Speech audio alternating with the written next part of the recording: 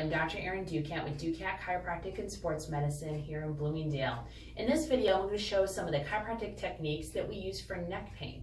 Now, when you have neck pain, not only is it important to make sure the neck is moving well, but the other joints surrounding it need to be moving well, including the upper back and the shoulders. So I'm going to show some of the common techniques that we use for these areas. Now, as we go through the examination for your neck pain, I'm also going to check your lower back, your hips, your knees, your feet, everything along that kinetic chain, because sometimes areas as far as the feet not moving well can actually cause and influence neck pain. So each case is going to be a little bit different.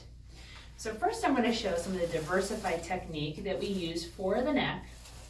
So I'm just going to tilt in here to the side and then a quick little turn. Sometimes you may hear a noise.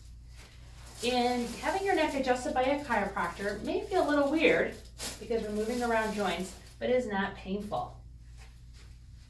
Next, we're going to take a look here at his shoulder mobility. So we're just going to stretch open the shoulder joint like this, helping improve his posture, taking pressure off the neck joints. We can mobilize the shoulder joint in different positions like this as well.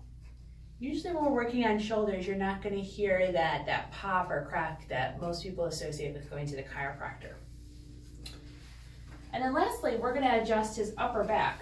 Most people, their upper back is stuck in a hunched forward position, so you want to help improve their extension and their ability to sit up or stand up straight.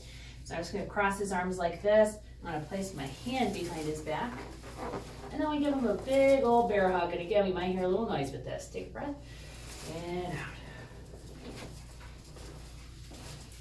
So when joints are moving well, generally, patients are going to feel better, you're going to function better, and your pain levels are going to start coming down. So it's really important when you go to the chiropractor that they not only check the movement of your neck when you're having neck pain, but all the other associated joints so you can get the best results from your care.